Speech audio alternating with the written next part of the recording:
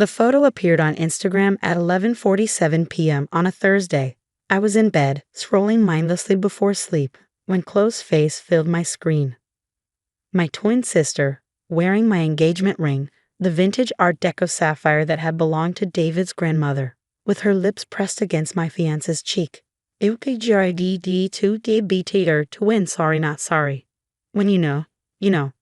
Hashtag true love, hashtag mean Toby, hashtag better choice. My first thought wasn't pain or rage or heartbreak. It was absurdly practical. That's my good highlighter she's wearing. I sat up in bed, staring at the photo, David's hand on her waist, the ring catching the light, her triumphant smile, the comments already rolling in from mutual friends, shocked emojis, and what? And OMG, is this real? 2 weeks. Our wedding was in 2 weeks. The invitations had been sent, the flowers ordered, the cake tasted and chosen. My dress hung in the closet, altered to perfection. 200 guests were planning to watch me marry the man I'd been with for 6 years. Now he was Instagram official with my twin sister. I scrolled through her stories. They'd been documenting their night. Dinner at Chef Laurent, the restaurant where David had proposed to me. Champagne toasts. Her showing off the ring to their waiter, his hands all over her in the Uber. My phone buzzed. Messages flooding in. Laurent, is this real? OMG, honey, are you okay? I'm coming over right now. That bitch. I turned off my phone. In the darkness of my apartment, I sat very still and did something unexpected. I laughed, not hysterically, not bitterly, just a small, quiet laugh at the absurd perfection of it all.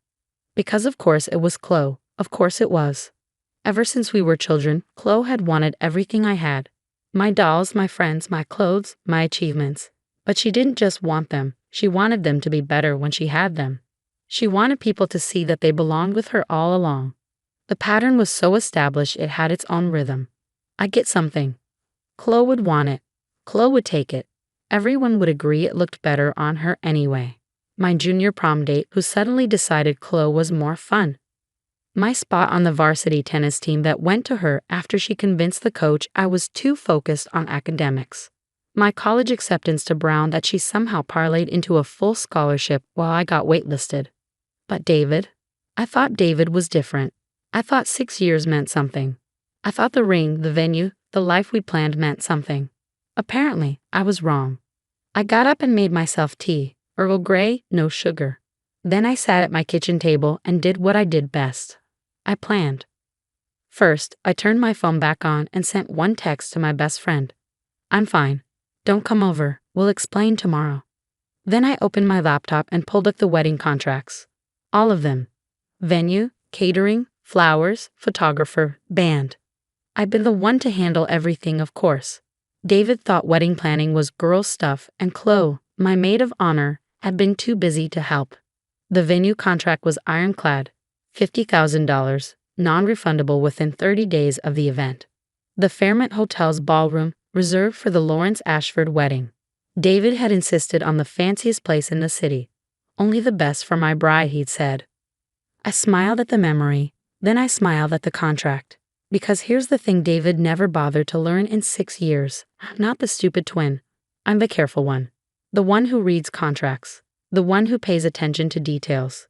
The one who plans for contingencies. And the name on every single contract? Mine. Just mine. The wedding was in my name, paid for with my credit cards, my savings, my meticulous planning. David had promised to pay me back after. His money was tied up in investments. I believed him because I trusted him. Chloe had always called me too trusting. Lauren believes anything, she'd laugh. Tell her the sky is green and she'll start color coordinating her outfits. But there's a difference between trusting and stupid, and I was done being either. I picked up my phone and scrolled to a contact I'd saved months ago, just in case. Margaret Chen, the Fairmont's event coordinator. Margaret, it's Lauren Ashford. I know it's late, but I have a question about the Lawrence Ashford wedding on the 23rd. Is the deposit still non-refundable? Ms. Ashford. Yes, absolutely non-refundable. As we discussed, within the 30-day window, the full amount is retained regardless of cancellation. Perfect. I'm not canceling. But there will be some changes. Of course. What kind of changes? Well, for starters, it's not going to be a wedding. The next morning, I woke to 47 missed calls. I ignored them all and went to work. Corporate law waits for no personal drama, and I had a deposition to prepare for. Lauren, my assistant Priya, looked stricken. I saw closed post. Are you? Fine. Can you push the Hartman meeting to 3? I need to make some calls at lunch. She nodded, clearly wanting to say more but respecting my boundaries. That's why I loved Priya. At noon, I locked my office door and began making calls. Party Plus Rentals, this is Lauren Ashford. I need to make some changes to my order for the 23rd. Waterford Catering, yes, about the Lawrence Ashford event. We'll be switching from a plated dinner to heavy appetizers, same head count. DG Martinez, slight change in music selection. Instead of a wedding playlist, I need your best club mix. By 2 p.m., I transformed my wedding into something else entirely. The bones would stay the same, the venue, the flowers, the time. But the rest? That was evolving. My phone rang. David. I let it ring. A text followed. Lauren, we need to talk. This isn't what it looks like. Then another. Please don't do anything crazy with the wedding stuff. And another. Chloe says you're not answering her. This is childish. Childish. The man who was sleeping with my twin sister 2 weeks before our wedding thought I was being childish. I texted back once. The wedding contracts are in my name. Do what you want. Then I blocked his number. That evening, Chloe showed up at my apartment. I watched her through the doorbell camera, standing there in my favorite jacket. When had she taken that? Holding a bottle of wine like a peace offering. Lauren, I know you're in there. We need to talk. Sister to sister. I stayed silent. Look, I'm sorry about how you found out, but you can't ignore this forever. We have to figure out what to do about the wedding. We, as if she was part of the planning now. Lauren, open the door. You're being ridiculous. It's not like you and David were happy anyway. You were always complaining about him. I had never complained about David. Not to her. Not to anyone. I thought we were happy. She left after 20 minutes, but not before sliding a note under my door. You always were a sore loser. Call me when you're ready to be an adult about this. See. I threw the note in the trash and went back to my planning. The next few days passed in a blur of controlled chaos. I went to work, performed brilliantly in the Hartman deposition, and fielded increasingly frantic calls from wedding vendors who'd been contacted by David. Miss Ashford, a Mr. Lawrence called about canceling the flowers. He's not authorized to make changes. Proceed as planned. Lauren, this is Jim from the band. Some guy named David is saying the wedding is off. The event is still on. See you on the 23rd. Each vendor confirmed what I already knew. Only I could make changes. Only I could cancel. And I wasn't canceling anything. Meanwhile, Chloe's Instagram became a masterclass in rewriting history. Photos of her and David appeared with captions about finding love in unexpected places and when someone sees the real you. She posted throwback photos from family events, circling herself and David in the background, adding arrows and hearts like they'd been destined all along. The real kicker was a photo from my birthday party last year. David with his arm around me, Chloe on his other side. She cropped me out and written, "Even then, we knew." My friends were livid. My mom was disappointed but not surprised. My dad asked if I needed him to handle David, but I told them all the same thing. I'm fine, just wait. On the morning of the 23rd, I woke up refreshed. No tears on my pillow, no ache in my chest. Just calm determination and a little spark of anticipation. I put on the white jumpsuit I bought to replace my wedding dress. Sleek, expensive, absolutely gorgeous. I did my makeup perfectly. I slipped on my grandmother's pearls, the ones I planned to wear as my something old. Then I drove to the Fairmont. The ballroom looked spectacular. White roses and peonies everywhere. Twinkling lights. Tables set with crystal and gold. It was every bit the fairy tale wedding I dreamed of, minus the wedding part. Margaret met me at the entrance, clipboard in hand. Ms. Ashford. Everything is ready as requested. The adjusted arrangements are all in place. Perfect. And the programs? Printed this morning as specified. I picked one up from the welcome table. Where it once said, "The wedding of David Lawrence and Lauren Ashford," it now read, "Lauren Ashford presents a celebration of dodge bullets, an evening of new beginnings, open bar, no speeches, dancing required." By 6 p.m., guests were arriving in droves. Confused but intrigued, dressed in their wedding finest, clutching the programs and whispering, "Is this real? Did she really? Oh my God, this is iconic." I stood at the entrance, greeting everyone with a smile. Yes, this was real. Yes, I turned my canceled wedding into a party. Yes, the open bar was already flowing. Lauren, my college roommate, rushed over. "This is the most baddest thing I've ever seen. But are you okay?" "I'm great. Grab a drink. The signature cocktail is called Better Off Without Him." By 7 p.m., the party was in full swing. The DJ was playing dance hits instead of wedding songs.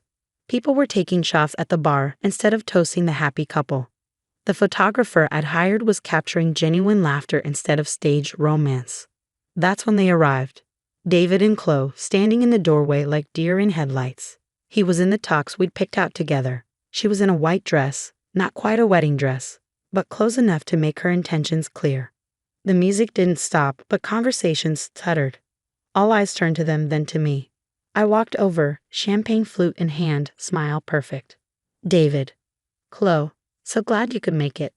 "What the hell is this?" David's face was red.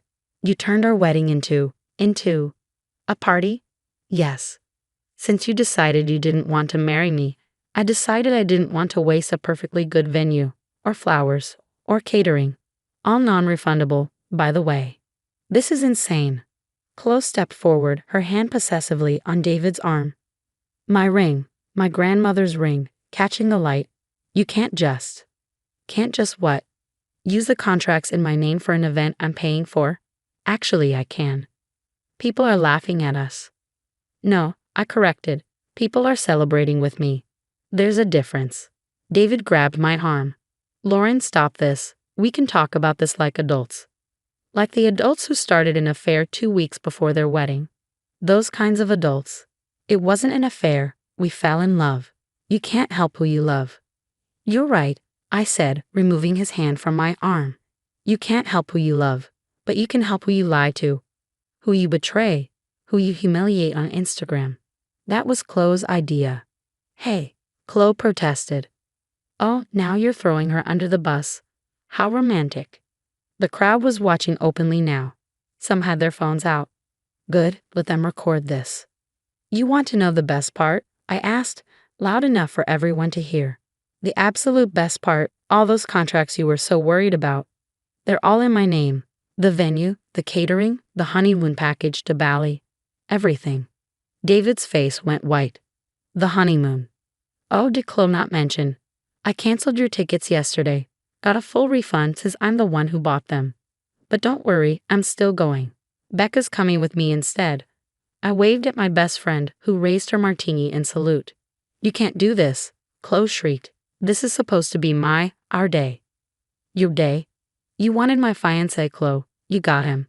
But you don't get my party. You don't get my venue. You don't get my day." "I'll sue you. We'll sue you. This is breach of promise. Good luck proving that when you're the ones who broke the engagement. Intentional infliction of emotional distress. I have your Instagram posts, sweetheart. The ones calling me pathetic, boring, saying David was settling.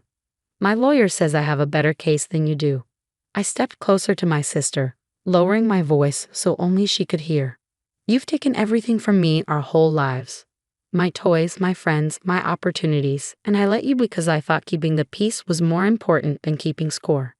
But you crossed a line. You didn't just take something from me, you tried to take my future, my happiness, my life." "Lauren, I'm not finished. You want David? Keep him. Enjoy wondering every day if he'll trade up again when someone better comes along. Enjoy planning your own wedding on your own dime. Enjoy explaining to everyone why you're wearing my engagement ring." I straightened up, addressing them both. "Now you have 2 choices. You can leave quietly and let me enjoy the party I paid for.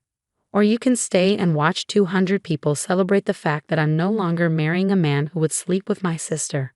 David looked around the room at the hostile faces, the raised phones, the security guards Margaret had thoughtfully positioned by the door. "This isn't over," he muttered. "You're right," I agreed. "The bills aren't over. Did I mention I'm keeping all the wedding gifts? They're addressed to me." They left. slinking out like the cowards they were, Chloe's white dress a beacon of shame as they retreated.